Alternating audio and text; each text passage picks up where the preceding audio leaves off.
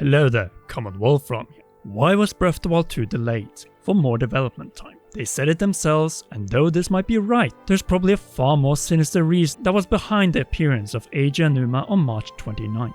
New Nintendo hardware. Just like we saw with Zelda Wii U before it was revealed as Breath of the Wild and for the Switch in 2016. And this would also explain Nintendo's heavily increased internal spending as reported during the shareholder meeting at the end of June. So be sure to leave a like, subscribe and press the notification bell as we begin our journey to 350k, and there we have a very special giveaway.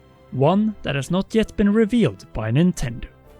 Zelda across new Nintendo hardware is a match made in heaven. Nintendo has known this since the smash hit that was the Wii in 2006, when Twilight Princess launched the same day as the Wii, bundled with Wii Sports. It just worked, it's just that with the Wii U, Nintendo couldn't replicate the Zelda hardware push in 2012 after releasing Skyward Sword on the Wii in 2011 for the 25th anniversary of the Zelda franchise. Same year as when Ocarina of Time 3D released shortly after the 3DS. No Zelda or any substantial new games at launch hurt the Wii U, so when the new 3DS was to be released in Western regions in winter 2015, Nintendo made it clear to launch it day and date with Majora's Mask 3D. However, Nintendo always had a bigger target on the horizon. The first open-air Zelda game, which was delayed first from 2015 to 2016 due to ambition, and then from 2016 to March 2017 due to the Nintendo Switch, which simply wasn't ready for the 2016 holiday season. The plan was clear, but Nintendo needed something for E3 2016, hence Zelda on the Wii U, with the only playable Wii U demo of the game before the first look of the Nintendo Switch in October 2016 and a Nintendo Switch presentation in January 2017. But what does this line of events from over the last 15 years have to do with Breath of the Wild 2 and new Nintendo or Switch hardware?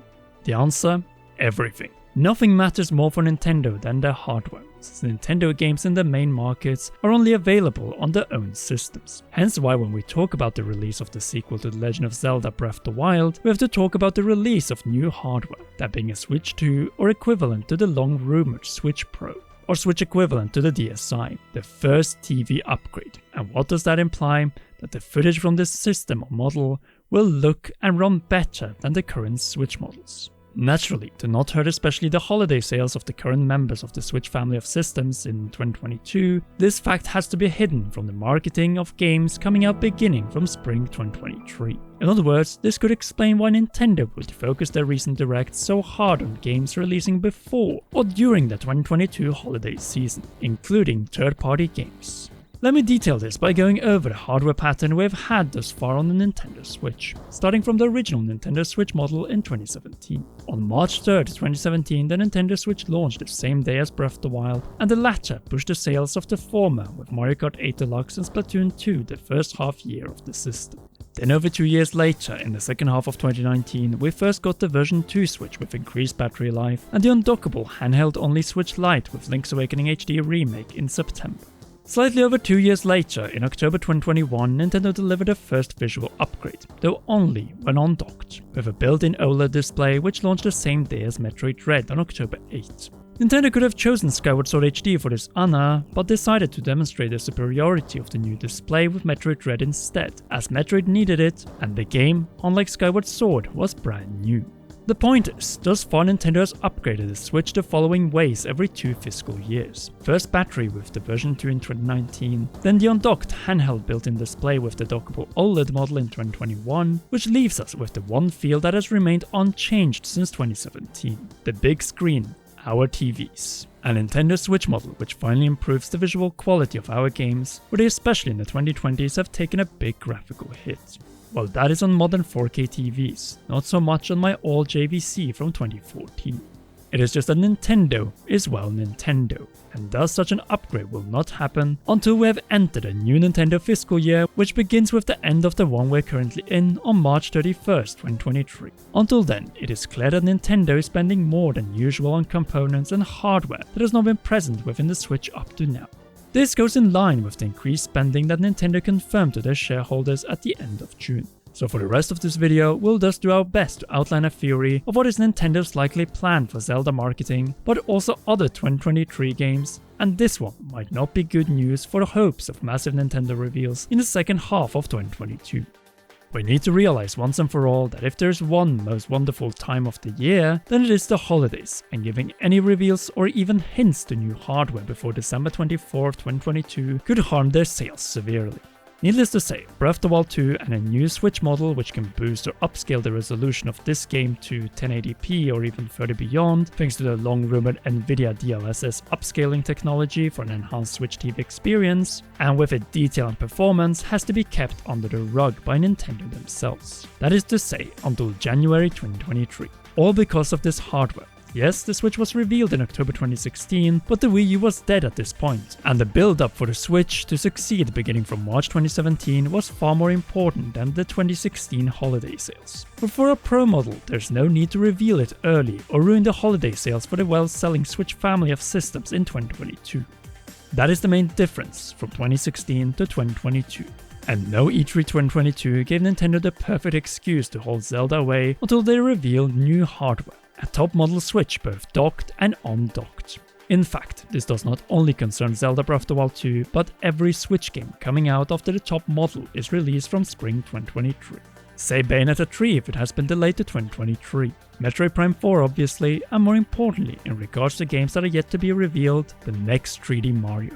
In the case of Mario, we have to remember that we have no new Mario games revealed after Mario + Rabbids Sparks of Hope is out on October 20th. Fittingly, this release is after a potential last Direct of 2022 in September. A Direct that could take place as early as Thursday, September 1st and focus on Splatoon 3 and remind us about the 4 big third-party October releases. Confirm other games for late September, bring up Pokemon for November and reveal if there's something for December. What I'm saying is that we should not take Breath of the Wild 2 for granted in 2022, but still have hope, since Nintendo could obviously show footage captured on the regular Switch and bring it to the table in September, and bring Zelda back to the Game Awards, this time to win the most anticipated Game Award after losing twice to Elden Ring in 2020 and 2021.